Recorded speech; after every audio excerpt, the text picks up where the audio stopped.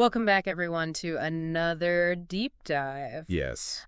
Today, we are going to be looking at some really fascinating stuff by Imam al-Ghazali. Absolutely. We'll be focusing on excerpts from his book, The Revival of the Religious Sciences. A foundational text. Yes, and in it, he really dives deep into this idea of love. Oh, definitely. And specifically, love for Allah. Right? He talks about the significance of longing, intimacy in our spiritual journey, Yes. and how these timeless concepts are still so relevant to us today. Oh, absolutely timeless. So get ready, because this is going to be a thought-provoking one. What I find so fascinating is that al-Ghazali doesn't just talk about love in a general sense. Right. He goes right to the core of it. He does. You know, he reveals the profound implications of love for us. Yes, as individuals and as spiritual beings. Exactly. And he doesn't waste any time either, right off the bat. He throws us right in. He does. He says that loving Allah and his messenger. Yeah. This isn't just like some nice idea. Yeah. It's an obligation. It's a must. It's a must for Muslims. For Muslims. So, now, to be honest, when I first read that, I was like, wait, hold on a second. like, love is an obligation.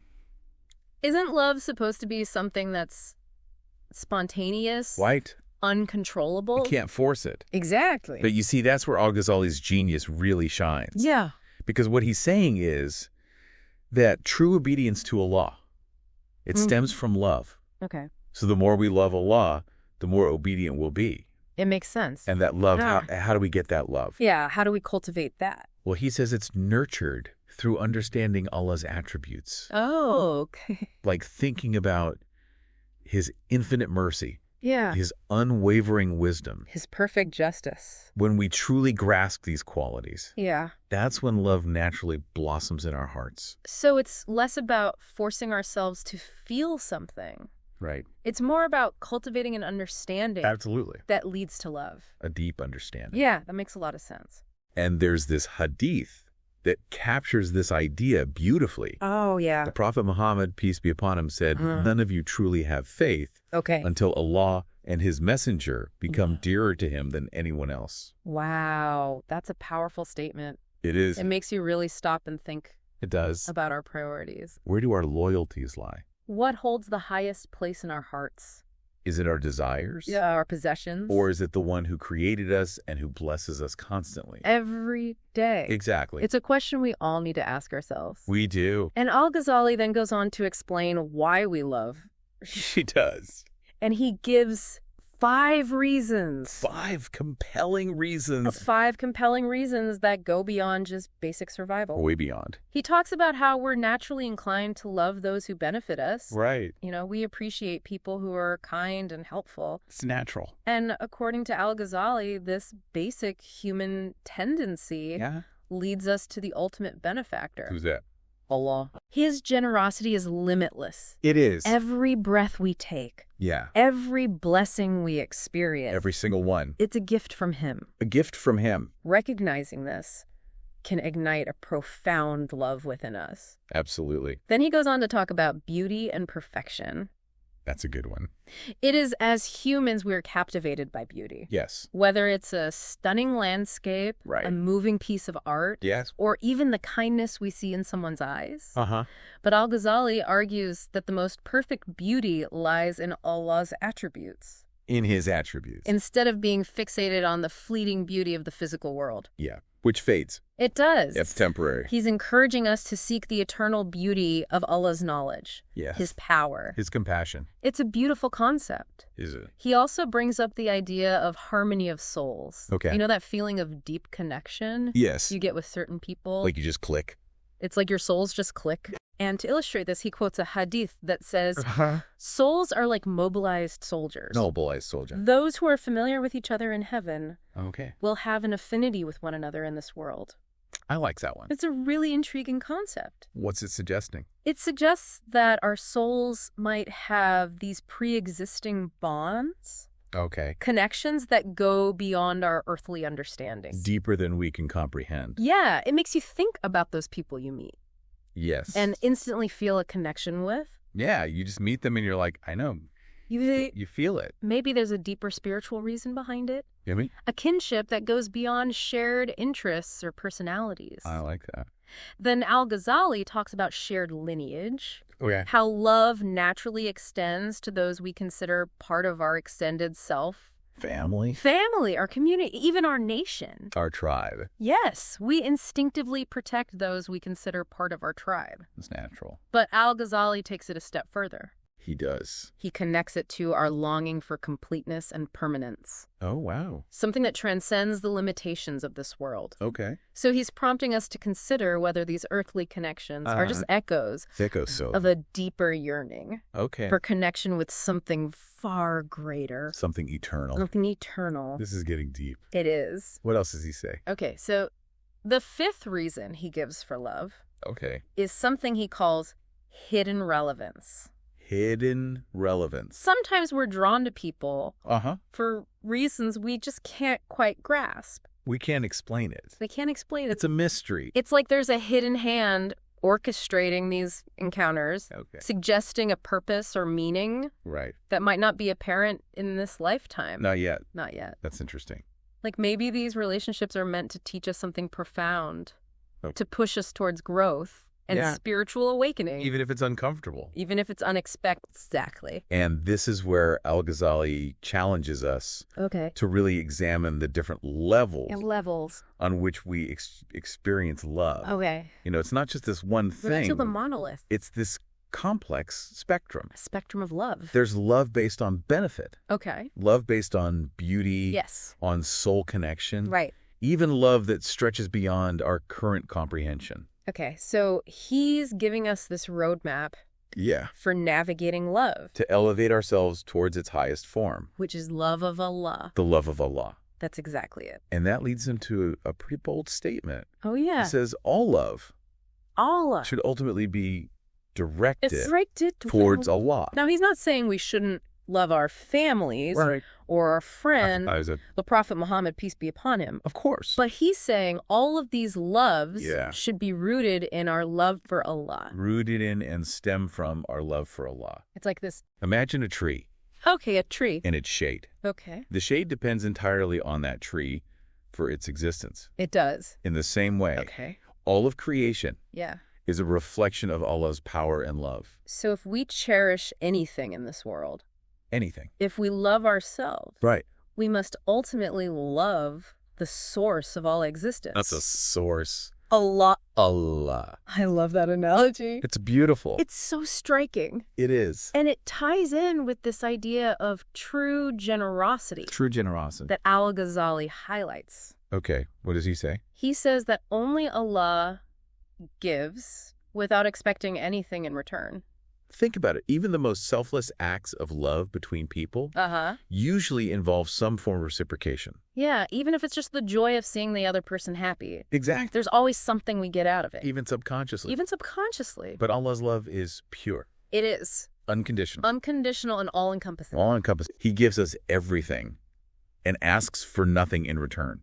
It's humbling. It is. When you really think about it. And that realization. Yeah. It's at the heart of what al-Ghazali is trying to convey. He's urging us. He is. To recognize Allah as the source of all love. The source. All beauty and goodness. And this recognition leads us to one of the most profound concepts in Islamic spirituality. Which is? The pleasure of gnosis. The pleasure of gnosis. Al-Ghazali claims that knowing Allah brings the most profound pleasure. Really? Exceeding even the pleasures of paradise. Wow. Now, he's not talking about just book knowledge here. No. He's referring to gnosis. Okay, gnosis. This direct experiential knowledge of all.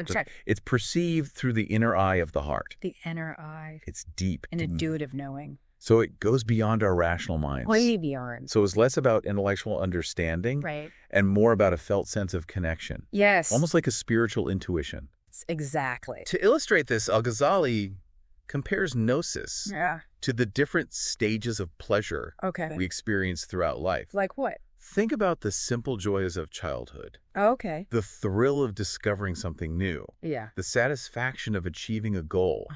Each stage offers a taste of a deeper, more fulfilling kind of pleasure. Okay. But the ultimate pleasure. The ultimate comes from from that connection with Allah. From that direct connection with Allah. It reminds me of the story of Maruf al-Karki. Oh, yeah? A Sufi mystic. Yes.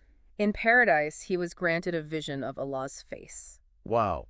An experience that's reserved for those who worship out of pure love. That's a powerful image. It is. But it also raises a question. What's that? How can we cultivate this kind of gnosis in our modern lives? In our modern lives. We're bombarded with distractions. We are. Constantly pulled in a million directions. How do we tap into that inner eye? That's a question I think we'll need to explore further. We will.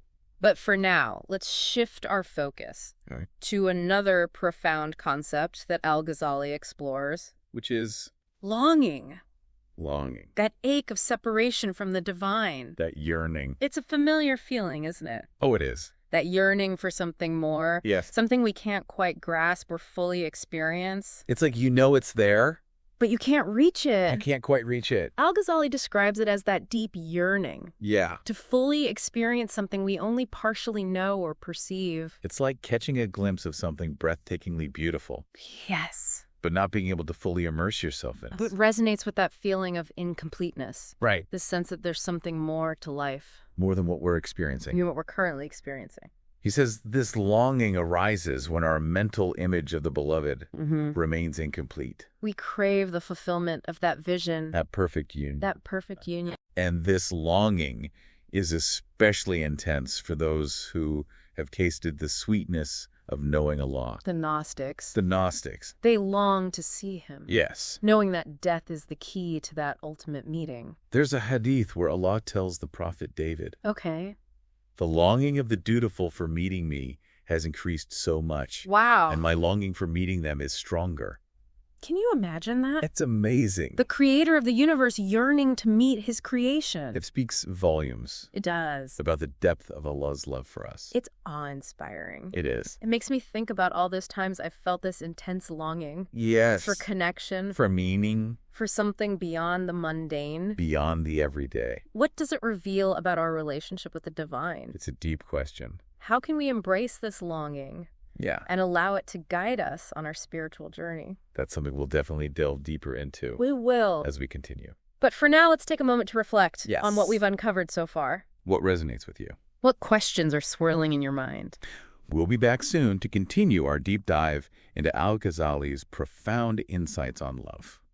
Welcome back to our exploration of love with al-Ghazali. Yeah. We've already unpacked, the obligation of loving Allah, the various reasons why we love. But now let's journey a bit further into this fascinating terrain and see what al-Ghazali has to say about intimacy. Intimacy, yeah. It's a word we often associate with close relationships. Right. That feeling of deep connection. Belonging. Belonging, exactly. But when al-Ghazali talks about intimacy with Allah, it takes on a whole new dimension. It does. It feels like we're moving beyond the realm of, beyond romantic love or even love between friends and family. Right. So what does intimacy with Allah actually look and feel like? Well, for al-Ghazali, intimacy with Allah, it's rooted in the joy of being in the presence of the beloved. Yeah. It's about experiencing this closeness that transcends the physical and emotional realms. It's a deep connection. A connection that just permeates your whole being. That sounds incredible. It is. But also incredibly challenging. It is challenging. How do we even begin to cultivate that level of closeness with the divine? It's a good question. It is. Al-Ghazali, he paints this beautiful picture of those who've attained this intimacy. They find solace in solitude. Okay. Their hearts undisturbed by all the distractions. All the distractions of the world. Exactly. And what's even more remarkable, they experience Allah's presence even when they're in crowds. Really? Even in the midst of the hustle and bustle of life. So it's not about physically isolating yourself. It's more about cultivating this inner state of connection. Right. An inner sanctuary. That remains constant no matter your external circumstances. Like carrying that inner sanctuary with you wherever you go. Exactly, wherever you go. Yeah. That's beautiful. It is, but al-Ghazali, he offers a word of caution here. Okay, what's that? True intimacy with Allah. Yeah. This is a high spiritual station. Okay. It requires genuine inner transformation. So I can't just fake it till we make it? No faking it. It's like trying to force a rose to bloom before it's time. That's a good one. You need to nurture the roots. Create the right conditions. And allow the blossoming to happen naturally. Exactly. It's about cultivating those qualities of the heart. Okay. That draw us closer to Allah. And one of those qualities, according to al-Ghazali, yes, is contentment. Contentment. That sense of peace and acceptance. Yeah, even when things aren't going our way. Yeah, but how can we be content when life throws us curveballs? You know, when we're facing hardship and loss. It's tough. It almost feels impossible. You've hit a crucial point. Yeah. Al-Ghazali doesn't deny the reality of pain and suffering. Okay. But he emphasizes that true contentment. Yeah. It's about embracing Allah's decree. His will. His will in all circumstances. But what about when his will feels incredibly difficult to accept? Right. Like in times of grief, illness, or injustice. It's hard. How do we reconcile that with contentment? It's a question many of us wrestle with. It is. Al-Ghazali reminds us that Allah knows what's best for us. Even when we can't fathom his plan. Even when we can't see it. It's in these moments that our faith is truly tested. Tested it is. He shares a hadith where Allah tells the Prophet Moses, yeah, tell them to be content with my decree and to give thanks for my favor. It's a reminder that even in the darkest times, yeah, there's always something to be grateful for. Always. But gratitude doesn't erase the pain, does it? It doesn't. It doesn't erase it, but it can shift our perspective. Okay. It helps us find those glimpses of light, even amidst the darkness. Glimpses of light. Al-Ghazali also offers an interesting perspective on how love interacts with pain. Okay, how so? He says love can either numb us to pain okay, or empower us to endure it willingly. I've experienced both sides of that. You have. Sometimes love makes you feel invincible. Yeah. Like you can handle anything. But other times, it makes the pain even more acute. More intense. Because you're hurting for someone you love deeply. Think about a mother witnessing her child in pain. Oh, yeah. Her love doesn't eliminate the child's suffering. No. But it gives her the strength to bear witness to it. Yeah. To offer comfort and support. You be there. It's a powerful image. It is. Of how love can transform our experience of pain. But I do want to push back a little on this idea of contentment. Okay. Doesn't it sometimes border on passivity? Yeah. Does accepting Allah's will mean we should just sit back yeah, and let life happen to us without taking any action? That's an important point. It is. Contentment, as al-Ghazali describes it, is not about passivity or resignation. Okay. It's about aligning our will with Allah's will. Aligning our will. Choosing to embrace his plan, even when it's difficult. So it's not about being passive. It's about actively choosing to surrender to a higher power. Right. Trusting that even amidst trials, there's a greater purpose unfolding. Exactly. And that alignment, that surrender. Yeah. It brings a profound sense of peace and purpose. Peace and purpose. It's like surrendering to the current of a river. Okay. Trusting it'll carry you to your destination. Yeah. Even if there's rapids and twists and turns along the way. I like that. As we're exploring all of this, yeah, I'm realizing how rich and nuanced al-Ghazali's understanding of love is. It's not simplistic. Not at all. It's a complex tapestry. It is a tapestry. Woven from gnosis, longing, intimacy, and contentment. And it's a tapestry that continues to unfold throughout our lives. Right. Al-Ghazali sees love as a journey. A journey. The continuous process of deepening our connection with Allah. So it's not a destination. No. It's a path we're continuously walking. Exactly. And that raises a question for me. What's that? If this is an ongoing journey, where do we find ourselves on this path? Well, where are we? How do we measure our progress in this pursuit of love for Allah? That's a good question. It's a question each of us needs to answer. For ourselves. We each have our own unique journey. Our own experiences of love and longing. But al-Ghazali's teachings, they offer us a compass. Guiding us. Towards that ultimate goal, a heart filled with love for Allah. As we continue our exploration, we'll delve into some practical ways to cultivate those qualities of the heart that nurture this love. That's good. But for now, take a moment to reflect on where you find yourself. On this journey of love. What resonates with you most deeply? What questions are stirring within you? We'll be back soon to continue our deep dive into al-Ghazali's illuminating wisdom. As we've been exploring all this with al-Ghazali, I've been thinking, how challenging it can be to cultivate this kind of deep spiritual love in the midst of our modern lives. You're right. The world today, it's full of distractions. It is. Constantly bombarding us with messages. Yeah. That emphasize instant gratification and external validation. It's like everywhere you turn. Everywhere. There's something vying for your attention. Something promising fleeting happiness. Through material possessions or social status. Right. How do we reconcile that with finding ultimate pleasure in knowing Allah? It's a real tension. It is a tension many of us face. But al-Ghazali doesn't leave us without guidance. No, he doesn't. He reminds us that the heart, at its core, has this innate capacity for love. It does. This yearning for connection that goes beyond the material world. Beyond the material. So even amidst all the noise and distractions, that spark of longing, that desire for something more, it's still there. It's still there. Waiting to be kindled. It's like a seed buried deep within us. A seed. Waiting for the right conditions to sprout. And grow.